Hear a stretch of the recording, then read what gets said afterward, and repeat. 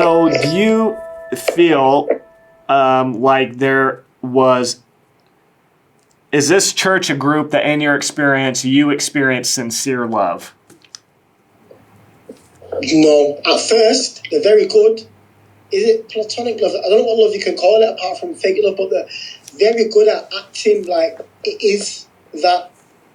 Like, they will hug you and they'll come around and visit you. They'll bring food at the start, and this is just to, like I said, season you, butter you up. Yep. Get you ready. So, to summarize, no. Okay. So do you feel like many other members are talking about their perception that it's robotic, that the members are robotic. Do you agree with that? Yeah, I agree. Okay. You just do as you're told. I think that's Korean culture. You don't question the pastor or the elders. Like, you're not allowed. If you do, you got weak faith and you're a very rude individual. If you ask the pastor certain questions, and I'm very outspoken. If he's saying something I don't agree with, I'm going to ask. Yep. I didn't like it, and they'd be like, no, like, you're a leader, you're a group leader, and you have many members to take care of. Like, you should know, or you shouldn't have to ask. You get to a point in a church where your faith's that strong, where that you begin just to lie yourself. In your heart, you know it's not true, but you start to believe the lie, and you begin to lie and cover things up. I see members sit there saying, oh, I never heard about 2012. Members who sat there with me, and they would look you in your eyes and tell you, oh, we never spoke about that. Because they're scared that they might lose their position. Yep. Or I'm not speaking anymore.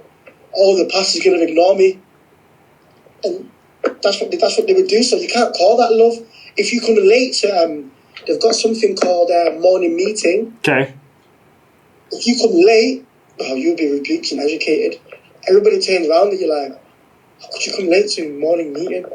You know, if Father comes and you're late, you can't go to heaven. Wow.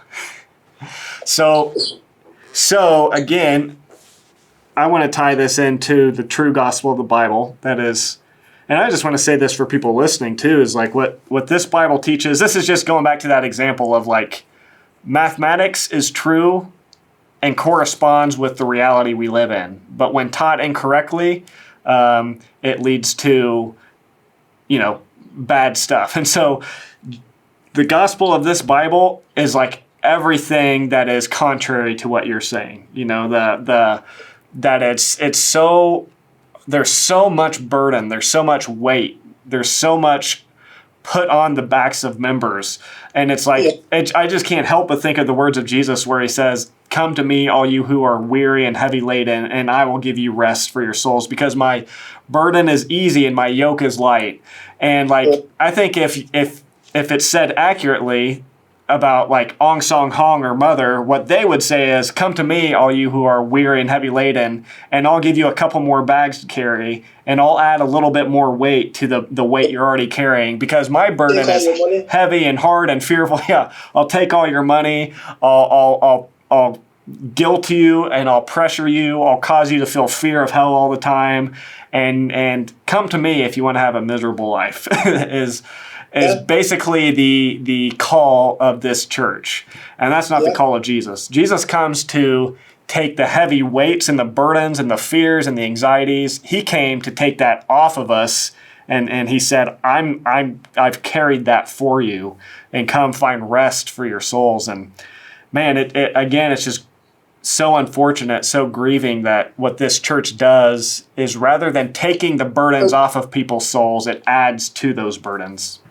They do, and they add to the burdens, and they bully you also, like, emotionally. They make you feel really bad. And once you do something, like, you might, for example, if you bought, when you're a real gospel worker, I'm talking that goes every day. If you buy new shoes or you get a new top, you're frowned upon. Oh, brother, Father, he only had one suit and one shoes. You have to wear, like, your boots till they have holes in. Like, we would preach with shoes till they were literally worn out. It'd make you feel bad, because that money you bought, like, them trainers with, or you could have given to Zion to help the members. That's the abuse. That's the abuse that they would do. So can I while you say that, they just brought to mind this scripture of 1 Timothy. It's 1 Timothy 6:17, where Paul says, command those who are rich in this present world not to be arrogant, nor to put their hope in wealth, which is so uncertain, but to put their hope in God, who richly provides us with everything for our enjoyment. And so here Paul is specifically addressing people in the church who are rich, like they have wealth. And so what Paul doesn't do is say, yeah, that's great, make treasure, make riches, make wealth the pursuit of your life. He's not saying that, but what he does acknowledge is that the riches, like the good things that we have in this life, the fact that I have what I need to be able to go out and buy a new shirt every once in a while, like that's something that he says here, that's something we can take as a blessing that God has given us this for our enjoyment. Like God isn't a God who's just up there like, oh, look at that guy. He's having fun. He's listening to music or he's watching a show and getting some enjoyment out of it. He's probably not going to heaven, you know? Like that's so not God. That's not Jesus, you know? It's like God created this world and obviously people can take that to an extreme. There's an extreme where we shouldn't go where you are making treasure and riches and wealth the pursuit of your heart. And that's not the right way either, obviously. So I'm curious. We made a video recently talking about Aung San Hong's book. And the title always slips my mind. All the titles to his books are so long that I always forget the names. But it's Problems with the New Jerusalem and Head Covering, something like that. The book where he refutes the idea of Mother God. And he opens up that book in the preface, which many people don't really, many members, they'll try to defend the book, but they will leave out the fact of what he wrote in the preface, that what he was writing about was the unchanging truth of God. I'm curious, were you aware of this book? And if so, how did you process that? Yeah, so we're aware of this book. They've got a DVD which explains all about it, where they've got actors playing it out, Father's picture. And the story is basically, they say that Father had used to run his church. And they said Father had a book where he was about to reveal the truth of Heavenly Mother. That's what they say. And they say this lady, I forgot her name. Su-Lin. Yeah, she found this book and seen it and says, oh, I'm going to call myself Heavenly Mother, and took it. But it wasn't the right time for Heavenly Mother. Right. Because of that, they said Father wrote that book. And they say that's why Father refused Heavenly Mother at the time, because it wasn't the right time. The right time. So they don't deny that book, but if you go to the Church of God Museum, you won't find that book there. Okay. But they say only the highest have that book, but... And he wrote it for that amount of time. This is their argument. He wrote it for just that certain period of time, for that certain event that was going on of this woman claiming to be Mother God. So he just needed to write it to refute her, and then he withdrew it. And it doesn't, that book, the things he said in it don't count anymore. Is basically that's what I'm trying to say. Yeah. So it's funny how, sorry to cut you off. No, go ahead. It's funny, the book that they say he wrote, testifying to Heavenly Mother, that she found, that book doesn't exist. Okay. Yeah. So there's no evidence that that's actually even... Nope. Okay. Yeah. That's a problem. And the other problem, which we brought up, I keep kicking myself that I didn't say this in the actual video where we talked about this book. I've mentioned it in videos following. But it's that preface, because that's the argument that I've been given when I bring up Aung San Hong's book, is they'll say that, they'll give that same line of reasoning. Well, he just wrote that for a certain time and then he withdrew it because it wasn't the right time to reveal Mother. But Aung San Hong just completely demolishes that argument in the preface of his book, because he says what he's about to write, the things that he's about to say about Mother God, the interpretations he's about to give of Galatians 4 and Revelation 22, which are like the key points of the foundational Bible verses that the World Mystic Society will use to prove Mother God. But Aung San Hong says all these things I'm about to say about Galatians 4, about Revelation 22, about Mother God. This is the unchanging truth of the Church of God. So they can say all they want that Aung San Hong chose to withdraw that book. It doesn't matter. Whatever he said in it is still the unchanging truth.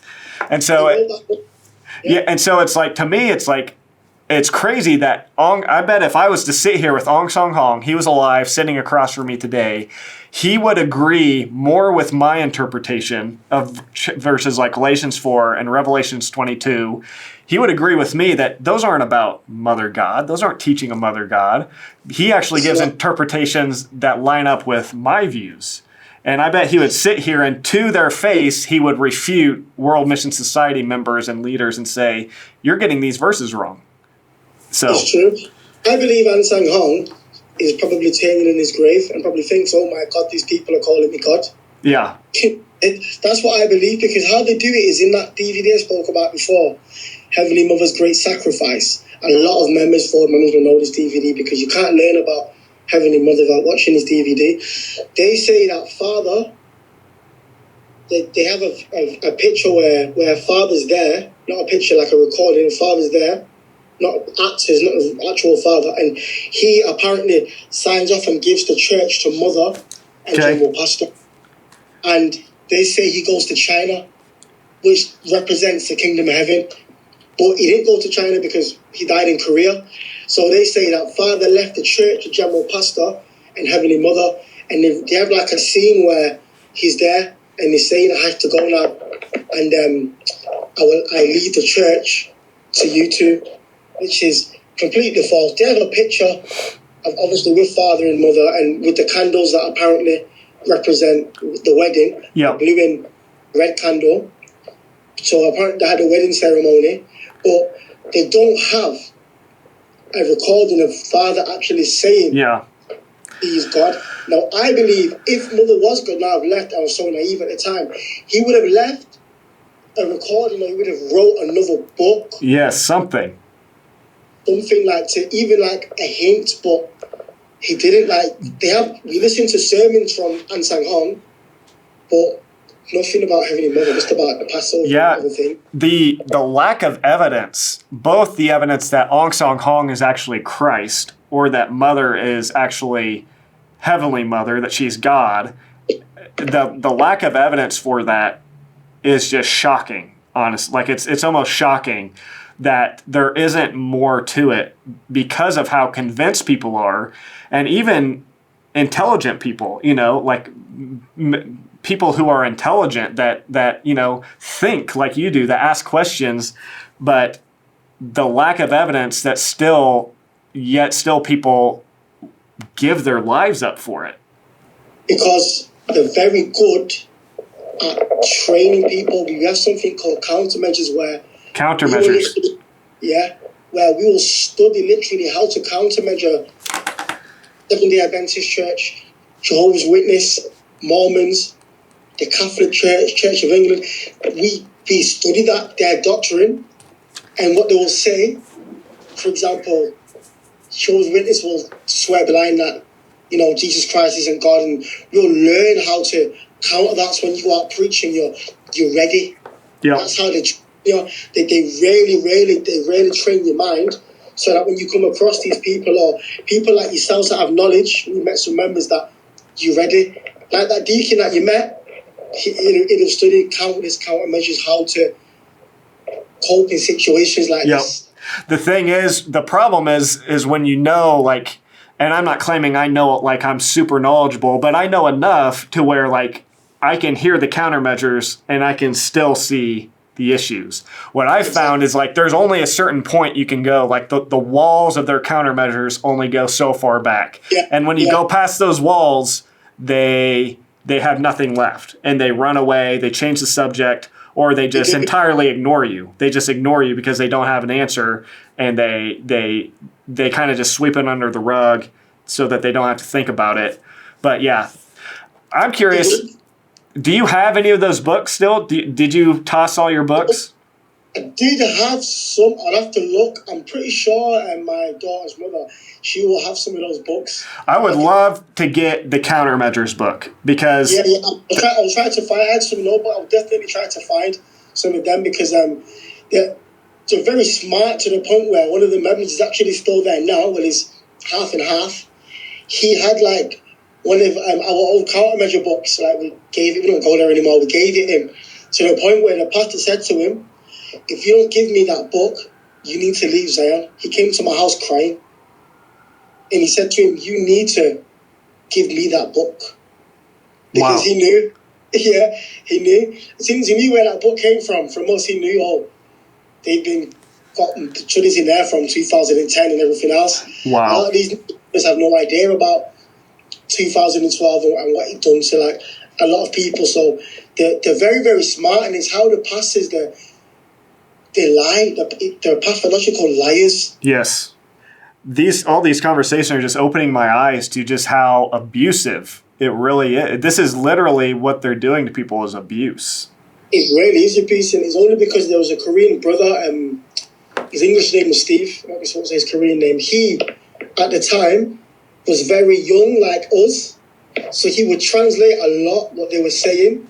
Okay. And then one day I caught him in the bathroom watching the internet, watching a former member's video. So I said, "What are you doing?" He said, "Oh, I'm watching it for education for another brother." So, because he was a Korean brother, I just believed him. And then later on, just the first time that Korean brother actually fell away from the church. The one who was watching the video? Yeah. Okay. Wow. And that was because he was like a Korean member for us to see. It was very... Wow. Yeah, it was really hard. So he had left also because he found out, he never knew about the 2012 prophecy. And he found out that some members died in Korea and the church tried to hide it. And those members were told, once you keep the Passover, you're saved physically and spiritually. This disaster will pass over you. Okay. And the pastor apparently said to Gil-Jah directly, "Oh, you said the father's coming 2012. And she said, "No, I didn't." And he said, "Yes, you did." And he was driven out of the church. Somebody said that to her? Yeah, directly. And because he was a Korean member, he had a lot more information from Korea than me. Okay. So is this the same member that you saw caught in the bathroom watching the... Yeah. This is the same member. Okay, so I'm curious, where did you get the information that he said this to Mother? Were you there, or... No, I wasn't there. He had told me that he got the information from Korea, from one of his friends that had left the church as well, and found out. There's a lot more slander in Korea than there is in England and America, to the point where when I went to Korea the second time, Mother actually has security. Some of those guys are not pastors, they're security guards. Yeah. Well, she needs them because she's not God. Exactly. That was another red flag where I seen people that were running, going for her, and having like signs. They had signs. Like protesting? Yeah, protesting. "Oh, you're the Antichrist," and spitting on the floor. So before we went out, after that, they were like, "Oh, by the way, you may see some grumblers or some false prophets, rebuking God." And it's because she's ruining a lot of people's lives with what they've done. And it's a real shame. And after seeing all those things, I believe it was only natural that I was going to fall away. But when you're a strong member, you tell people, even if I fall away, don't leave, stay. So tell me, what... Right now, from where you are at, what would you say to current members? Let's think about the current members who are watching this, who are asking questions, who are doubting. What would you say to them right now? Well, I'm a very straightforward and blunt person. I tell them, do not waste your time. And if you're looking for God, God is not in the church of God. The only God that is in church of God is in the title and the name. God doesn't dwell there. Yeah. And I tell them, I know from a personal perspective, I raised my children in there for 3-4 years of their life. I raised them in that way where I would rebuke my children for doing what children do, falling asleep during a worship and things like that. From someone who was in there deep, I went every single day for around 7 years straight. I did not have a day off. And I'd say anyone, especially that's just recently joined, leave as soon as possible. It looks good when you teach you things like the Bible is fact and the true Bible and it is quite good at the start because there's not a lot of churches that study one-to-one like that. But what they're doing is brainwashing you. It's kind of like Jesus talked about, you know, the outside of the cup is clean. The outside of this World Mission Society Church of God, this cup, they clean it and they polish it. They make it look really nice. Kind of like you're talking about when you first join. They put on this fake love. They put this on. It's kind of like they're making the outside look good so that you're not pushed away from it and you don't see immediately the issues with it and run away. So they make the outside look good so that you'll get inside the doors. Then they shut the doors and lock them behind you with their doctrine and their fear. And then on the inside, you start to see, man, this is full of dead men's bones. This is full of rottenness and decay.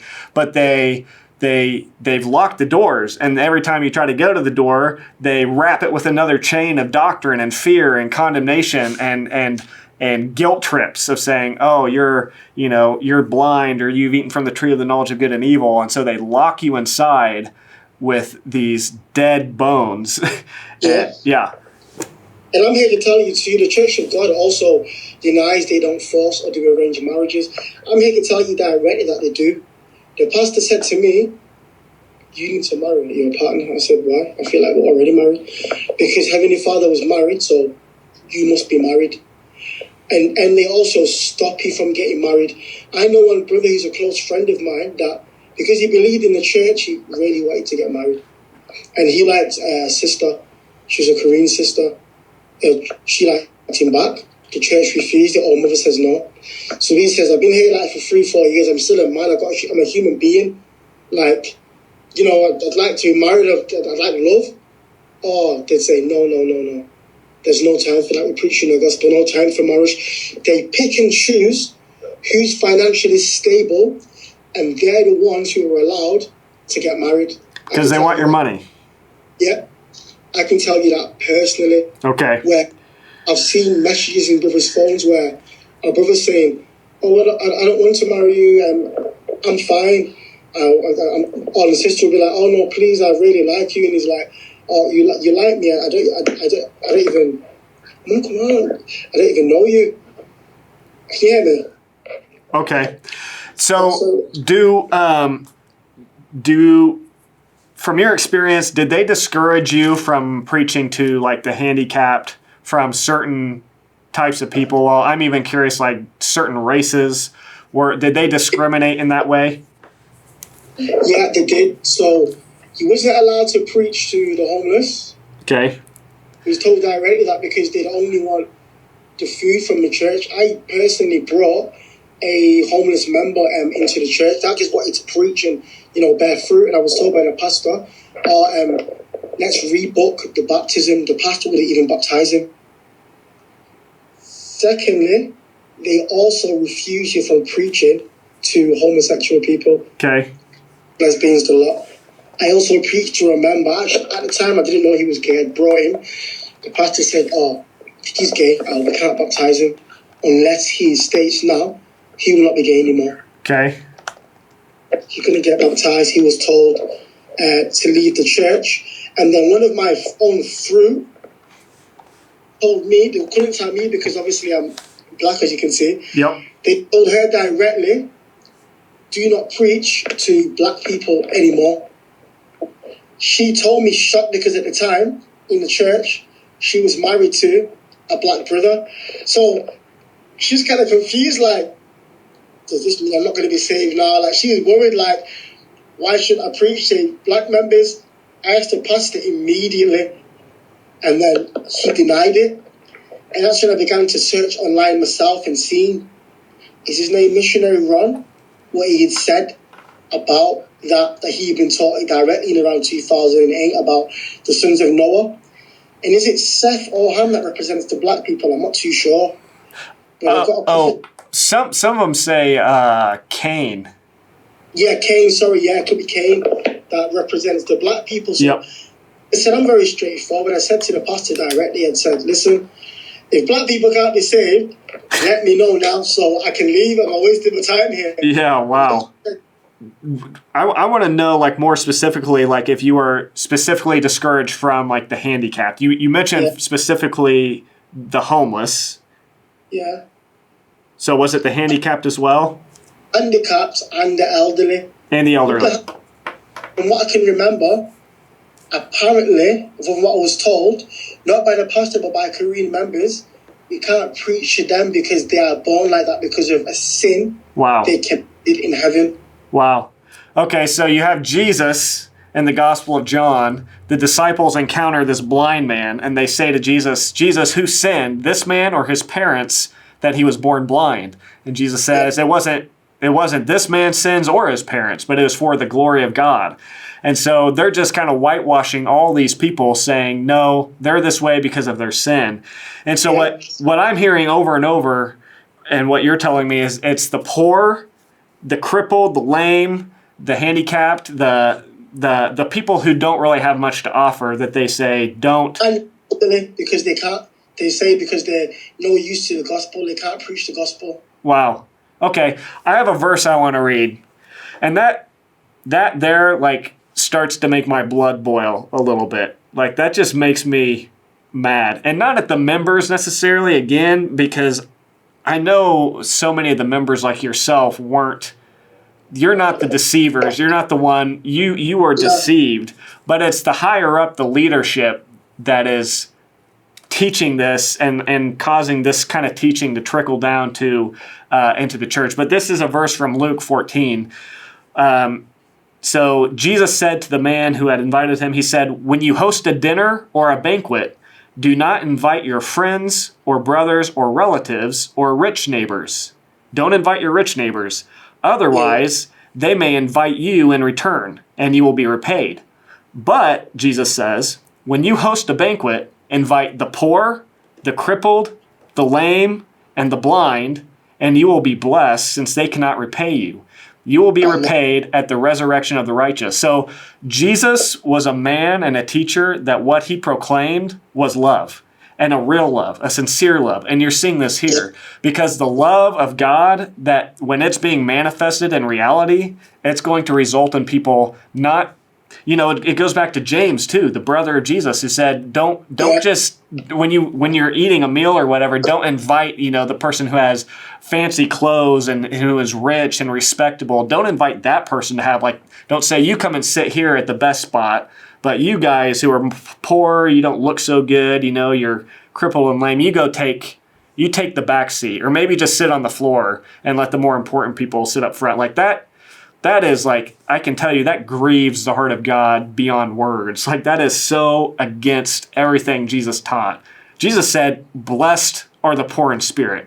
Before he taught his greatest teachings, the greatest sermon, arguably, ever preached, Sermon on the Mount, he opens it up by saying, blessed are the poor in spirit. Blessed are those who are persecuted. He says, blessed are those who are the crippled, the lame, the blind, the weak, those who enter into this world and they have less than other people. Those are people who, that's what moves God's heart and compassion, and that's the ones that Jesus associated himself with. It wasn't the people who had it all together and had the money and had the clothes and thought they were all this and that. Yeah. And so that in itself, you need no other argument than that this church is wicked and dark and evil. At its core. Really wicked, dark, and evil. I completely agree. And you asked me before, again, let me touch back on it. You said, what would I say to current members also is that the Church of God is not even a church, it's a business. Yes. And they are connected to the Big Shine company, I think they're called, as well. When I did some research on that, and I seen the members talking about it, they are connected to a company. The Church of God is a business, that's all it is.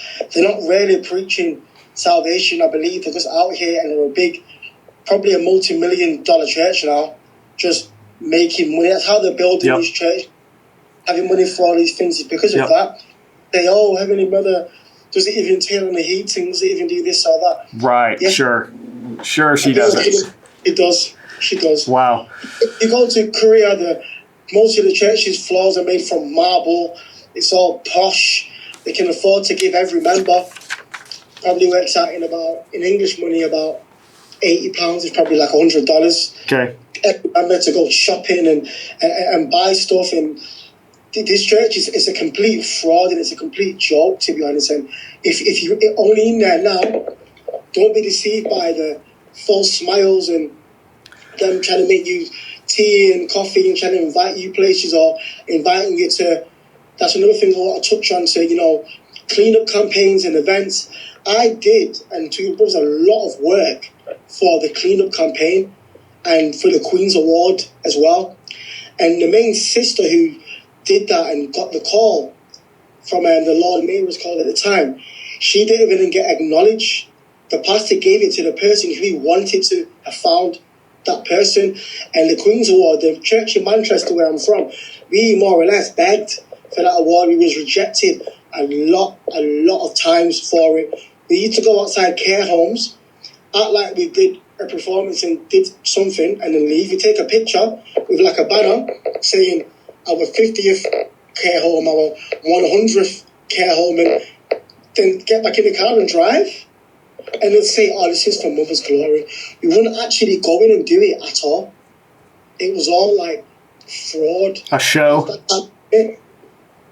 Wow. So we got the Queen's Award in the end, but we had to do a lot of work. And then after we received the Queen's Award, a lot of these organisations would say to us, oh, well, man, where's the Church of God gone? As soon as we got the award, they didn't care about cleanup campaigns anymore. They didn't care about going to care homes anymore. They didn't want to visit and do things for anybody anymore. That was it now. They got what they wanted. Wow. That was it. Yeah. So I literally had them calling my phone, and I was like, oh, yeah, we're coming back soon. And the pastor would say, oh, delete the number. So one brother also said, okay, let me get this straight. So we're here. We do all this work for this Queen's Award. We get the Queen's Award. And as a gift, General Pastor comes and he gets to take a picture and gets all the praise for all the work that we done. He was like, I don't understand. What a slap in the face. And the pastor says, because it's a blessing and he's spiritual Joshua. That will be his answer. Okay. For all. And when General Pastor came to Manchester Zion, wow, how the pastor in Manchester changed. They cleaned. At the time, I was falling away. And he says, when General Pastor walks in, stand at the board and act like you just finished a presentation. And in my head, I'm thinking, so fake. Wow. That's what they do. They're all fake, and they're so all fake. Competing with each other, even inside the church. Yeah. Like new men think it's love. They're all competing to get that title and be that leader and it's not for love, it's for your own self-acknowledgement and to please the pastor. That's all it's for.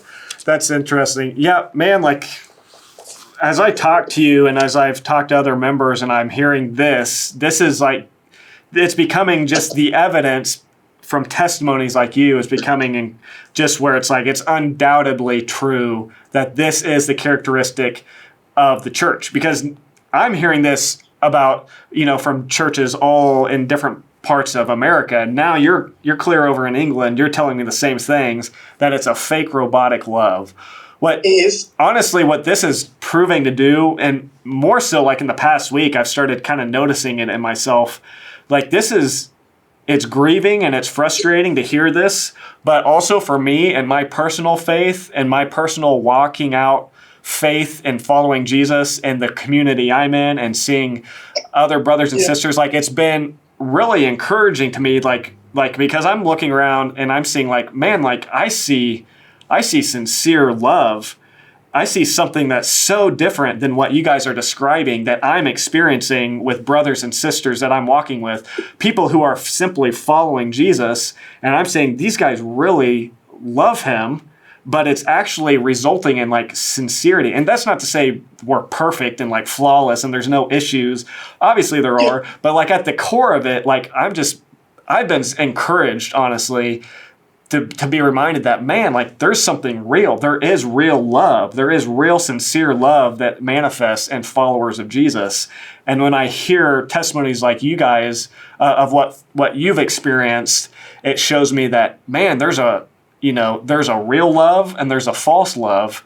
And I feel like, and it's just been encouraging me to see, like, I feel like I've been blessed to be able to encounter and experience some of the real love, because it's just so different than what you're describing. And so I'm saying that not to bolster myself or like even the community I'm in. I'm saying that to exalt the person of Jesus and to say, like, man, that's so against who Jesus is. That's so not who Jesus is. Everything you're describing is like, that is not Christ. That is not the Bible. That's not the scriptures. That's not God. It's robotic. Yeah. The members they've got even, like, when I see old pictures, like, I recently, about 6 months ago, found some pictures of me in Korea with Gil-Jah. I threw them away. I look at myself and people would tell me, like, to say he was like a walking, like, I was empty, like, and a shell. Was like, begin to speak with a Korean accent, you're moving and you're in autopilot. You're not functioning, you're just doing as you told. Well, I'll probably try to wrap this up here quickly, but I wanted to ask, I want you to kind of think in this way, like, if I'm a member, a current member, and I'm coming to you right now, I'm convinced the church is true, and this might be hard to do, and I know you probably have a lot of answers you'd want to give in response to this, but can you think of, like, one single piece of evidence that you could point to for a current member, to say, I want you to think about this fact, this piece of evidence that shows that this group that you're joined to is not real, it's not true. And so it might be something we've already talked about. It might be something you need to think about for a second. Okay. Well, I could simplify that. There's a verse, I can't recall the verse, I'm sure you'll know it, where it states that if somebody comes to you, a prophet, and, like, tells you, like, dreams and says things that's not true, then they're a false prophet. So to simplify it, if somebody is prophesied that in 1988, I think it was one time in the 90s, 2012, the completion in 2013, then it can't be a true church. It's as simple as that. Yep. And that's just evidence. It's as simple as that. It can't be, because God doesn't tell lies and God doesn't forget. Okay. The one way you can know whether this church is true or not is by whether the things that they prophesy will come true or not. So 2012, that's a big thing that we've talked about in this video, is that they very specifically said in 2012, Father's coming back. Even when it's saying if he doesn't come back, it proves the Bible's not true. Okay, so Deuteronomy 18, this is the one the scripture I wanted to read here. He says, you may ask in your heart, how can we recognize a message that the Lord has not spoken? And then he says, when a prophet speaks in the name of the Lord and the message does not come to pass or come true, that is a message the Lord has not spoken. The prophet has spoken presumptuously. Do not be afraid of him. And so, in other places they'll even talk about, like, you need to put him to death. He talks, I think, actually in the verse before, in verse 20, he says, if a prophet dares to speak a message in my name that I have not commanded him to speak, or to speak in the name of other gods, that prophet must be put to death. And so it's like, it's very hard, clear cut. Yes. And so, like the World Mission Society clearly, not just in England, but this is testified here in America too. I've heard different testimonies of members talking about this. Jordan Young brought this up, the 2012 thing. Hey, Jordan, if you're watching. Yes. And so, and so they said 2012, Father's coming back. This is the end of the world. It did not come true.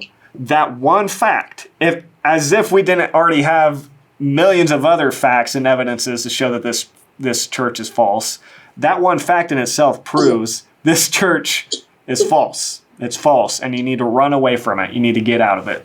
Members need to leave. It's really sad how they make you, they turn your robotic, they make you feel a certain way, like they make you feel bad, like they make you feel like you're a bad person, like especially with me personally and a lot of the members.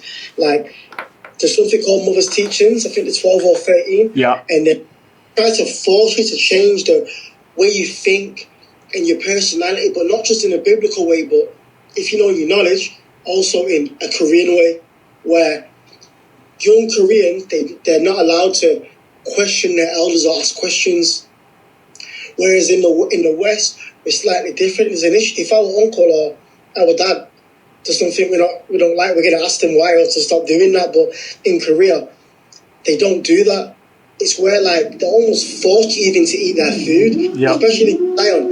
I wasn't a big fan of the Zion's food, so I'd bring my own food and they'd be like, "Oh, because you're a strong gospel worker, you should be eating the Zion's food." So I said, "What does me having strong faith have to do with eating the food?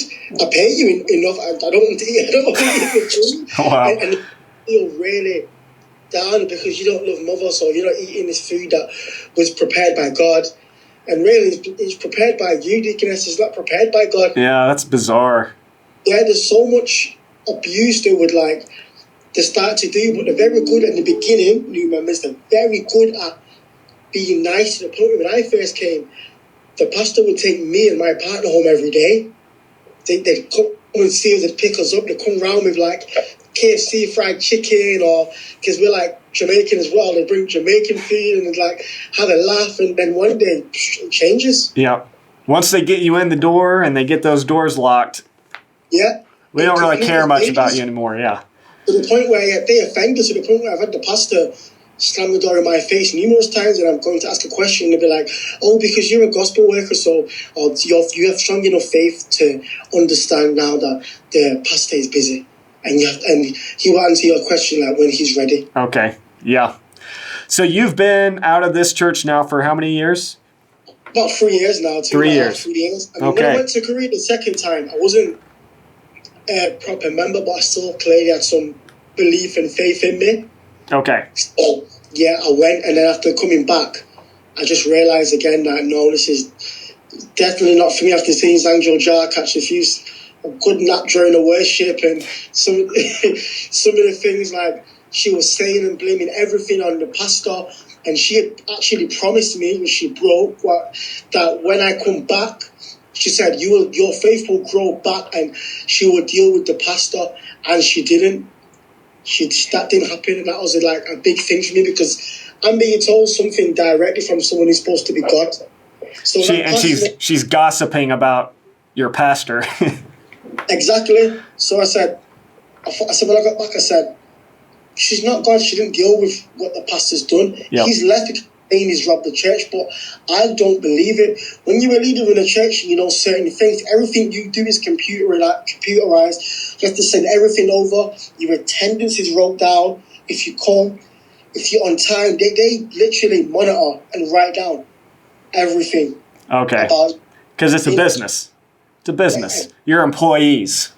And they used that term to me. One day I didn't come Zion for one day because I wanted to go and visit my daddy. We'd not seen for, I think at the time, 9 months, nearly a year. And the deacon said to me, "If you're working for a company and you don't come, what do you have to do? You have to call, right? And let them know that you're not coming." Also, same with Zion, this is her words. You should let the pastor know when you're coming. You can't even go shop without telling the pastor. You want to get a new car, you need to tell the pastor. Otherwise, when you're not around, if you're not close to certain members, there will be an educational meeting about you and how not to be like you. Wow. And how to couldn't enter the kingdom of heaven. That's terrible, man. That's terrible. It's terrible. Yes. I'm so glad you got out of that. Yeah, I'm happy myself now. And it's took me basically 3 years to want to make a video. The first time I didn't make a video because I actually was scared, if I'm honest with you.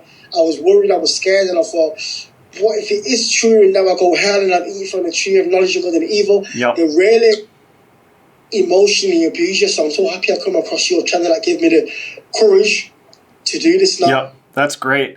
Yeah, I'm running into that. You're not alone in that struggle. I have members that will even email me with crazy stories. And they've left the church. They know the church is false, but there's so much fear in them. They're so afraid. They're so worried that I'm not. They make sure don't use my name. Don't tell people who I am.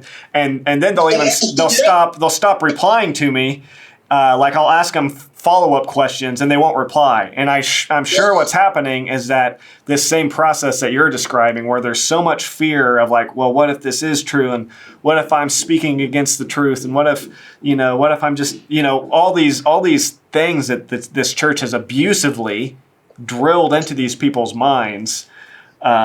It's just sad. It's so sad to see because. Why? When you said at the start, I was just thinking it might have been before the recording. Like, your name's Luke, and I thought, yeah. Anyone who knows me from Manchester, Zion, in the UK, the brother who did probably the most work in it, not to blow my own trumpet, they know that my name's Luke, and I don't fear them now at all. It took me a long time to get to this stage, but I have zero fear. Yeah. And they've been watching this video now that will be shocked to see me record video and thinking, oh, you definitely can't come back to Zion now, brother. I just want to make it clear to any current members that are watching, I don't want to go back to Zion. There you go. Amen. Yeah, and I feel sorry for the men that are in there. I missed out on a lot of things. My auntie passed away like about 2 years ago now, and I missed out on so many memories. She reached out to me, and I told her directly, after 2012, she'll be going to hell. I said, if you don't come and keep the Passover this year, I said, this is the last Passover. So if people understand how I felt when I heard Passover 2013 is coming, there's not a word. Devastating. The anger of like, oh my goodness. I said, how can we go out and preach on the streets again? And we told these people that 2012 is not coming. I heard the pastor tell one of he was a guy who owned the building. He was asking for the rent. Oh, don't worry about that. We won't be here next year. Members were crying tears. Like, we bought lots of water and last day food because they'd say, oh, when the last day comes, we'll need food and we'll need lots of. I had hundreds of tin food, hundreds of bottles. I had to throw them all away. And they told you to keep one of On Song Hong's books with you at all times. Did they tell you that too? Yeah, we kept all of them. We kept all the books. Okay. Always. Yeah, I've heard that before. So, and a false prophecy. All that boils down to what it resulted in is a false prophecy. A prophecy, and man, like that's what these groups do. Is they make false claims that don't happen. Then they try to cover it over. They just kind of brush it to the side. Yeah. So this false group. Don't get married in that church. If you've got a bit of money, they will try to marry you off. Went through a stage in Manchester where it became almost like a wedding shop. Everybody was getting married. I don't know. Suddenly everybody was getting married because people had money, and that's why the pastor had done that to tie you in. Especially they want to tie you in with a Korean member. And I don't mean this in a racist way at all, but if you're a white brother and you're handsome, tall, or whatever, believe me, they will try their best to keep you in that church and marry you off, probably to a woman that can't speak any English at all. And that's what I've seen it all the time. All of a sudden, they like you. They didn't even know. You probably had 4 conversations with this sister. Oh, brother, I really like you. I'm like, you don't even know me. You don't even know my last name. How can you like me? You don't know anything about me. Yeah. And that's what they do. And that happened to a friend of mine also. We got married, and then he's no longer with his sister now because it was a Zion, as we call it, a Zion marriage. It wasn't for love. You get married because you think, oh, anyway, father's coming soon, so why not get married? But if you want to get married and they don't approve of it, or you're not rich enough, they won't let you. There was one of my he's my friend now, he's left church with me also. He had a nap, he stayed in, he was stressed out because he wanted to work and he couldn't work, and bills don't stop even though you stop working. Yeah. And he slept in. The pastor said to him, oh, those who were sleeping couldn't enter the kingdom of heaven. The pastor strongly rebuked him because he was the pastor's fruit and told him he couldn't enter heaven. The pastor used to even embarrass him and embarrass a lot of us. So current members, new members, don't listen to the lies. If I'm all the way in England and you're in America, if you're in Africa, listen, do not, it's the same. It's not just your church, it's every church. This is the World Mission Society Church of God that you're describing. This is not just Luke's experience. This is the consistent experience everywhere.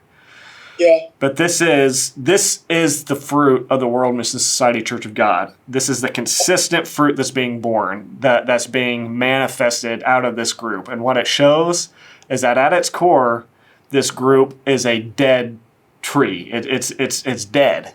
It's empty. Completely dead. It's evil. And God is but the living, not the dead. Yes. Well, thank you so much, Luke, for coming on. We should probably wrap this up because been gone for a while. But man, I've really enjoyed talking to you. Really enjoyed hearing your story, and hopefully we can stay in touch. And 100%. I'll probably send an email at some point in the week or an Instagram message of even explaining a few more things in detail. Yes. And if you see another like UK, England, British number calling you again, it'll be a few other former members down there that were even, higher than me. I'm talking members who worked directly with the pastor every day, that went on missions, were told to go to different countries to look at things and were sent away. Like, there's a lot of stuff that's gone on, but when you look at former members, it's always American or other places. You don't hear anything from England. Yep. But, yeah, it's fun to get a perspective from your part of the world. So it's great. Thank you a lot for it. I appreciate everything. Yes, thank you. So glad you stumbled on our videos. No problem. Thank you for everything. And listen, I'm going to say one last thing before I go. Yes, please do. Members, please leave, especially if you're young, even if you're old, no matter who you are, please leave. You're only going to regret it, and it could really affect you mentally. I know people that are not the same. They've missed out on the kids. Their grandparents have died. They've not attended certain things. They couldn't go because we're supposed to be in heaven now. 4 or 5 years ago, and we're still here. When I went to that church, I didn't even have a beard. I was young, ripe. I couldn't even grow one. So lastly, please leave, and everyone keep safe, and thanks so much for having me. Yes. Take care. Yes, great. Thank you, Luke. Thanks so much.